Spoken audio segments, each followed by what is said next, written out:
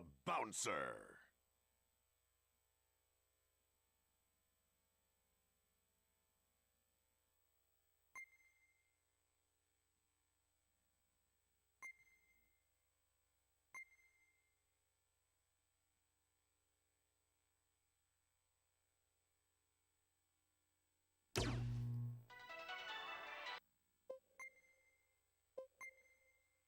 The Mikado's.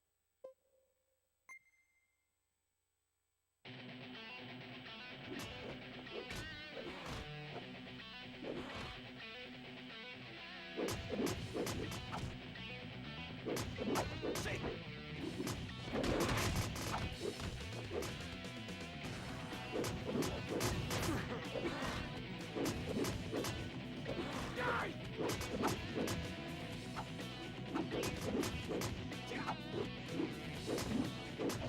Oh, awesome. I had my mic muted. That's an awesome way to start a marathon. Okay, we're good now. That was a little bit of an oops. Alright, I got it fixed now. But all you've missed is me beating up some baddies and trying to figure out why my mic was muted. But I think we've got that taken care of now. So you guys should be able to hear me. All I was saying is this is the Bouncer, any percent with Volt. I don't know why I did the Dipsy Doodle twice, mainly because I was a little bit thrown off there by the start, but we got through the first room okay. We get our first bit of experience. So, as I was saying to apparently nobody, this is any percent Volt. And the way that this works is you beat the game and you can only select Volt except for in one specific part that's coming up in a little bit, and I'll tell you guys about that when we get there.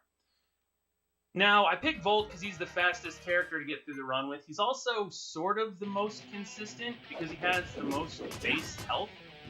We're going to work on some kind of ragdoll physics here. Basically, every time you knock an enemy down... blocked. But anytime you knock an enemy down, they become a ragdoll, and they can bounce into any other enemy. And when they do, the enemy they bounce into takes half the damage that you did when you knocked them down. So, obviously, that's good in big clusters of enemies. It's bad because it can also happen to you. Like if, you know, Ko gets knocked down over there and he gets knocked into us, then we take half the damage. And we got lucky here. None of the enemies ran away. This is actually a really huge level because this being Square's launch title for the PS2, they had really big aspirations for what they wanted this game to be. Oh no, they didn't run upstairs. He's over here. They had big aspirations for what they wanted the game to be, and unfortunately, the game just didn't live up to them. So a lot of things ended up hitting the cutting room floor, and some of them are these giant environments that you really don't do anything with. The level's actually 3 times the size of what we saw. There's a whole big upstairs area there. Alright, we gotta pick Volt here. And then you get these small close quarters battles. I'm gonna try and do the jump punch. There we go. Well, got a couple of those. Let's go back to ragdolling. And the run itself is pretty well optimized, despite the fact that there are only kind of 3 people that have made really, really big contributions to the run. The first was Turbo Dog. He's the guy that I sort of learned the route from. And then I came along and took some of the records from him. I actually took all the records from him. Sorry. And then this guy Anzario came in, and he took all the records from me. So now I'm trying to catch his times a little bit, but it's really hard because he's come out with a lot of optimizations for the game. One of the main things is this game has dynamic difficulty because they wanted to add replay value. We didn't know for the longest time how that difficulty scaled. All we knew was that the more you play the game, the harder the enemies get. He went in and found out exactly what it is that makes the enemies get harder, and it's those battle points that you see on screen there. Basically, the experience points you can use to upgrade your stats, or you can use them to buy special moves. Say no to cutscenes. We're going to say no to a lot of those in this run. And he found out that at 2,400 experience points spent, that's the first time the enemies scale up in difficulty. So now, the run, which is different from the one that I had first learned, is that you have to spend less than 2,400 experience. Right now, he and I do that in 2 different ways, especially with Volt, because I think there's a lot more you can do with this one special move, and he takes a power upgrade instead. We got the chain bonus there. That happens when you kill enemies in short succession. Everything in this game is a cutscene. They wanted them to be interactive movies. Or they wanted this game to be an interactive movie. So everything from opening doors to walking up to a computer is a cutscene. And we want to skip all of those cutscenes. Now, I'm going to go for the first safety strat here. And that's because I played this run probably a dozen times today trying to beat it. And all of them died. And since a run can die 20 minutes in, we'd be well overestimated. So I'm like, I'll just take a couple safety saves, and that way, if someone gets a hold of us, it won't be too bad. Alright, this fight can give you a lot of trouble because it's close quarters. So it's really hard to isolate Echidna, who's a boss over there. I'm just trying to kick that guy out of the way. Run over, and she starts doing all those gymnastics, which knock you down. Every time you get knocked down, you lose time. Pretty basic speedrunning stuff. Take advantage of some ragdoll physics there. Got her off to the side, and you win with punches. Let's see. We'll take the last power upgrade we're going to take for the run. We'll say hi to Frank, and continue.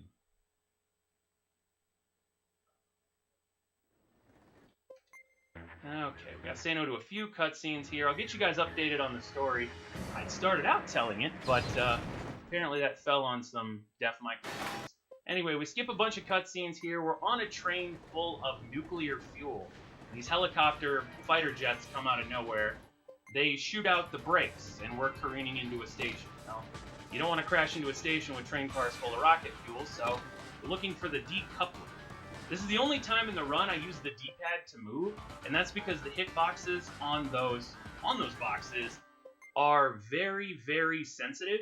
If you use the analog stick and you have bad depth perception like I do, you end up kind of in a bunch of different places you don't want to be. And all that means for your run, other than you've lost a bunch of time, is that in this next area that I call the hydration hallway, you are dealing with shutter doors that close, and if you get trapped behind them, you die. It's a game over. We're going to use the disengage mechanic to not fight any of these guys.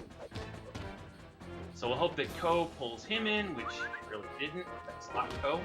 You hear Ko whistle there, and Ko's whistling to start the Trinity attack. It's a special move that all three guys can do. It's really slow. It doesn't do a whole lot of damage, and in an area like this where everything's optional, you just kind of skip it. So now we're going to run upstairs. There we go. We get to the second part of the hydration hallway, and I call it that because I used to call it the T room, because I always play this part one-handed and grip the T, which I'm doing now, by the way. And you just kind of run down the hallway. Now, again, I mentioned earlier that this was made by Square. This was Square's launch title for the PlayStation 2, so you do get to see a lot of references to Square stuff. Namely, the cactar with the circle and the line through it on the back of Bolt's jacket. It actually says no escape. You can see it in a couple cutscenes. And the other thing you might notice that's a little bit of an allusion to Square is that Sion, you can only see him in the upper left there, but Sion, there's a really odd resemblance to Sora.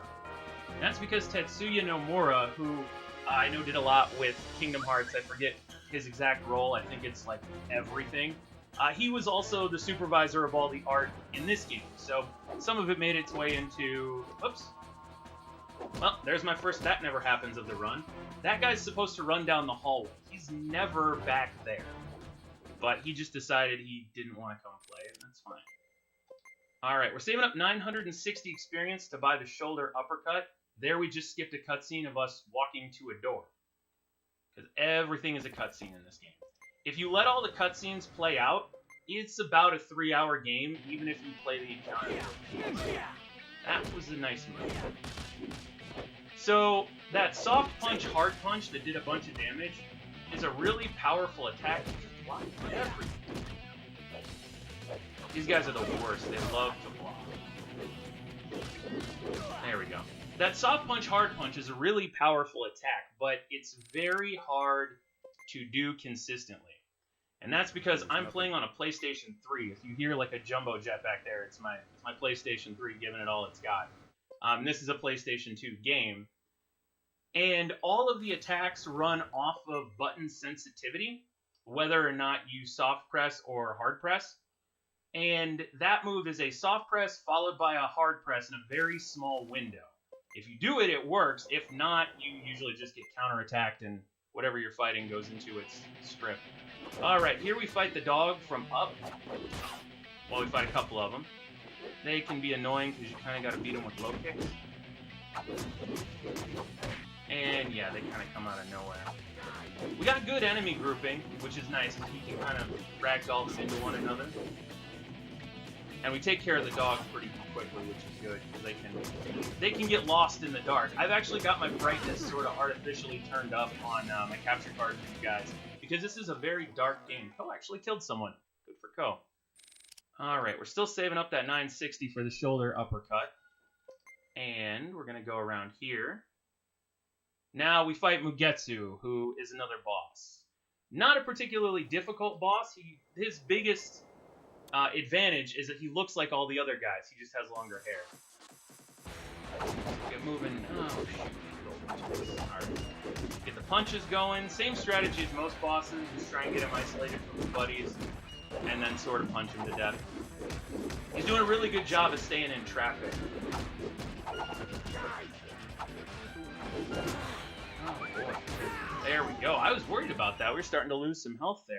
One really bad attack, and that would have been a mess. We're getting the shoulder uppercut, and I'm going to take the second safety save here. It doesn't lose a ton of time, but when I'm 40 seconds off world record, I mean, all the time kind of matters. And the funny thing is, this game rounds in-game time. Well, it doesn't round, but this game counts in-game time to the nearest minute. And when you feel like you're on the verge of an entirely different minute, you want to make sure... There we go, you skipped that. Big bolt. You want to make sure that you're getting every second you can. And, oh, shoot. Okay, another optional thing here. You do not have to kill Chaldea, that panther, but you do want to get her kind of away from you.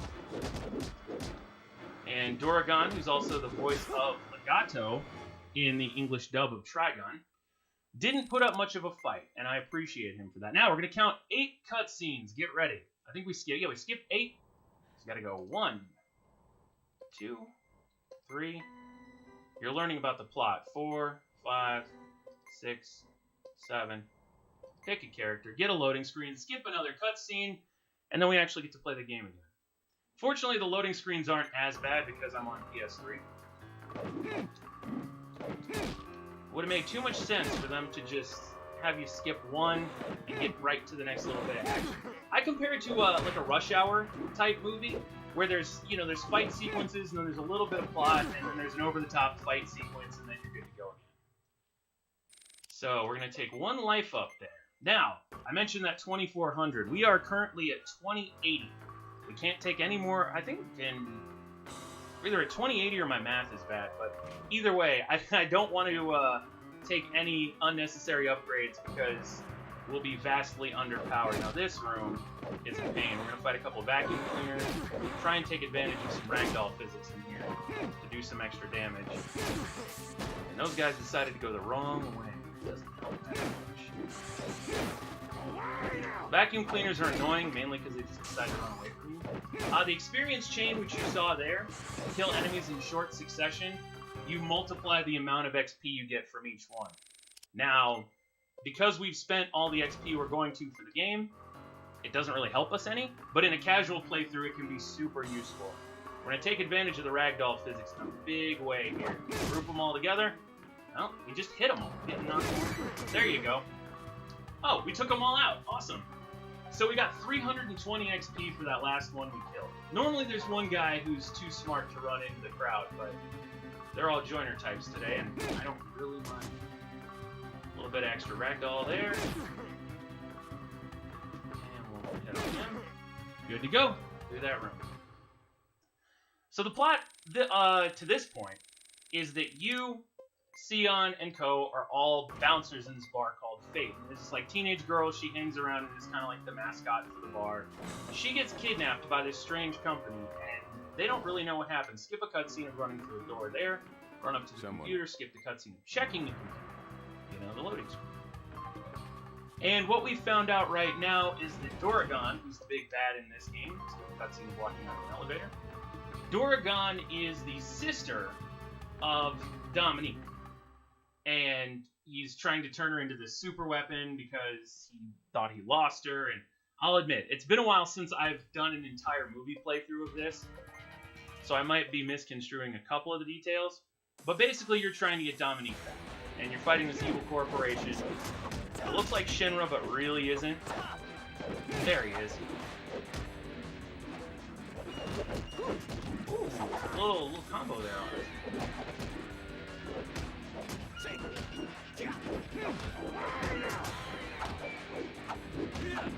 There we go. We hit him with a flying volt bomb. So even with all the technical difficulties and everything that's happened to this point, and the saves, I'm only 14 seconds off of PB. What if? And I should tell you that that's a PB that I set yesterday. I PB'd by 46 seconds, so it's actually a pretty decent pace. But at this point, if I died and I had to go back, it would be rip the run, because it would just take too long to get back here. This is the part where if you rented this game, you probably rage quit this game. And there's a very simple reason for it. You didn't know that you don't have to fight all the enemies. You can just run around them. And that's what we do, so it becomes another place where I usually will sip a little bit of my tea and kind of hang out for a bit. Also, they've designed it to be super counterintuitive. Those big orange guys, they will drain your health really fast, but they will also drain Dominique's health. Dominique's the girl we're trying to save. And if she dies, you lose. I've only ever had her die once, so now that I've said that, prepare to rip the run. There's only a couple places she can get stuck where the orange bots will try and attack her and not. As far as escort missions go, she's awesome. She has pretty high defense. She can get, bopped a couple times and still survive. There's a really funny glitch that I'm not going to try and set up because it just sort of happens sometimes. If she gets hit at the same time that you go into that little staircase cutscene, she will instantly teleport to the staircase in her hit animation. So she'll just be like hovering in a heap in front of the staircase. Those are some of the only cutscenes running down the stairs that you can't skip. Now, I mentioned some of the ways that the tech has changed. You've seen me use the combination 3 high punches a lot. That's just the way that I learned the route. Now, Anzario found that the standing jump punch is a lot more effective, but I tend to use it and I just get like light punched and go flying and waste a bunch of time. So I'm going with the route I know for now. Thank goodness Dominique got out of that corner. That's one of the places she can die.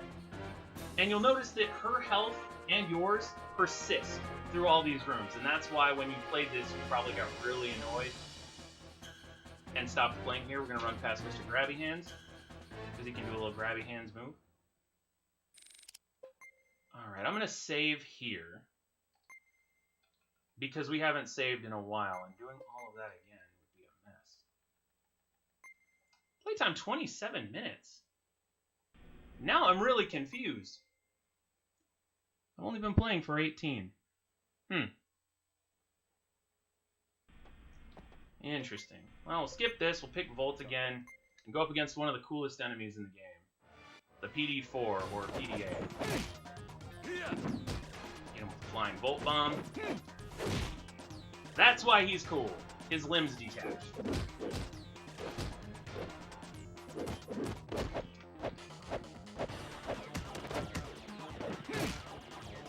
Flying Volt Bop. Sometimes you can combo onto him with a flying Volt Bomb. And other times, he just doesn't want to play. We stepped on his shoe, and all robots have their weak point in their shoe.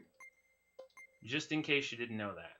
But the thing about the PDA, and actually all the bosses in this game, one of the things that makes it so difficult to fight them, is the balance. There's a ton of balance in this game, because there's a really, really deep multiplayer mode. And it's pretty much just a fighter. It's your standard, like a Street Fighter or like a 3D Mortal Kombat type game. Alright, we gotta hope that these guys don't pincer us with their pincers. Not a great start. I'm keeping track of all the places my runs died, as I was practicing this earlier today. This is about the farthest I got. And that is not brand ripoff, they are actually Warlock brands. it's not Black and Decker. Okay, we run over here. Take care of him. So far, so good. But yeah, as you play through the game and you beat different bosses, you unlock them in the multiplayer mode. And there are hidden bosses that we don't fight in any percent, because going out of your way to fight them requires picking multiple characters, and it also requires you fighting an extra boss, which makes the game take a little bit longer. Okay, we need to get Echidna away from her bodyguards here. That is not how you get her away from her bodyguards. Especially when she's racing. The wingmen are strong today. Alright, we're good. We're good. If she targets Ko. She didn't. There we go. When in doubt, low kick. Alright. That might have been a mistake. She's good at breakdance fighting, and the other part is, I mentioned the ragdoll physics and being able to combo some enemies on the ground. She can combo you on the ground, so she'll start doing that windmill, and then she does like a walkover, and all of those things hit you. And if she knocks down two of you, you start pinballing into each other, and you die. And your run's over. Now, I wanted to take a save there before we head into the rest of this game, because this is where Echidna... Oh no, I picked the wrong character. What am I doing? Just kidding. That's the one spot in the game where you pick a character that isn't the person you're playing as, because you have to select someone to fly the ball. Alright, off to a good start. Going for the flying bolt bombs for science. Okay, not good. Double.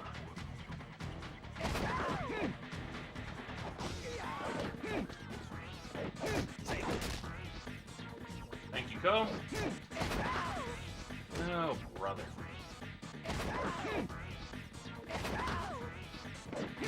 Got it, thank goodness.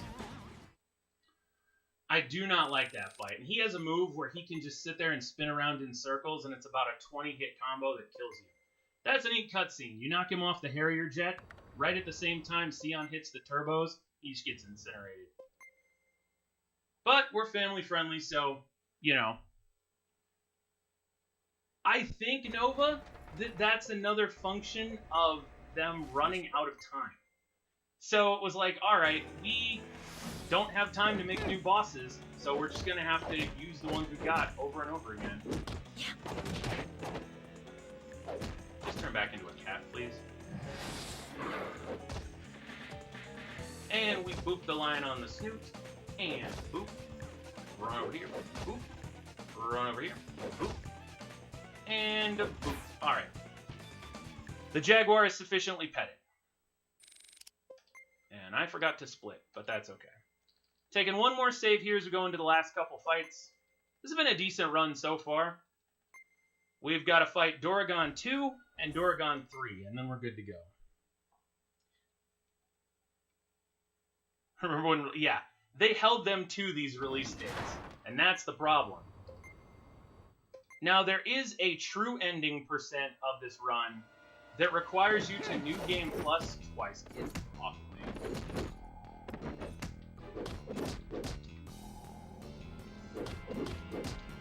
So, enemies can block in this game, but they can't block from behind. So, basically, you meat shield with your teammates. Don't come over here. Flying bolt bomb for science. We got him. Alright, one more fight, and they don't let you save. And your health persists, which is wild because in true ending percent, there are actually 3... Gotta love the 360 block. There are 3 Doragon fights. War of attrition there.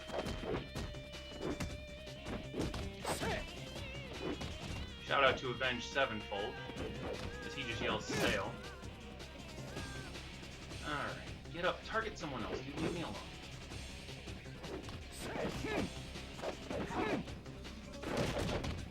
He can breakdance fight as well. Spoilers.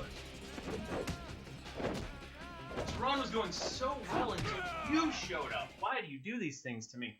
That's why we take safety saves. And that's why runs are frustrating. The bouncer. Oh, that's nice. Alright, we got to do both phases again. It's a pain, but it happens.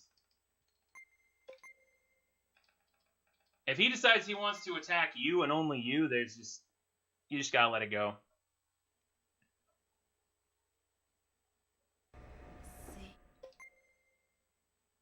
Wait for it.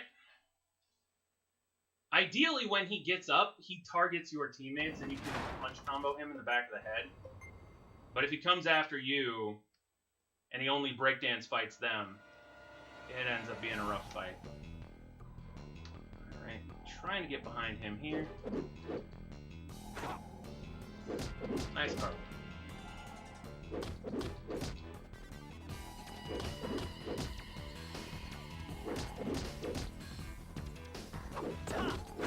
So I'm going for the slower but more effective cheese. This is something that hadn't really come up until this point in the run.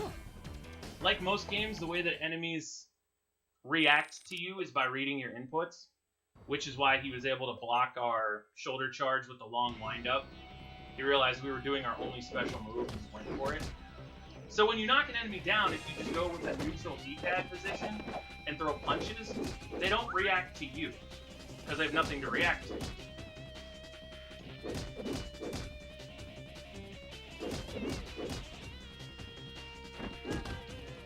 Appreciate that camera angle switching game. So good of you. Alright, he pulled out his best Trinity from the Matrix.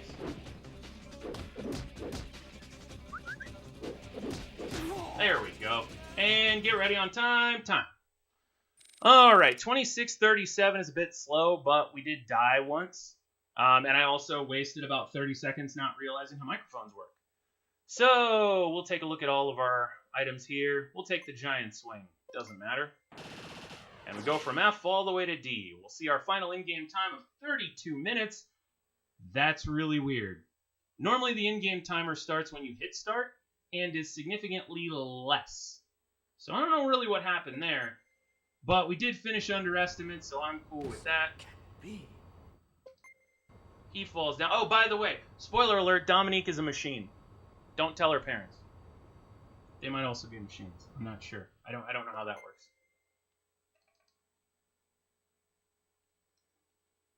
But in celebration, we get to skip cutscenes. And you get to find out in that little interstitial that Volt took some horns kind of as an in memoriam. So we got through okay, one death. It sort of is what it is. But thank you guys so much. And Skip, thanks for putting together Rogue-a-rama and taking this run. And yeah, hopefully we get more PBs and world records to come.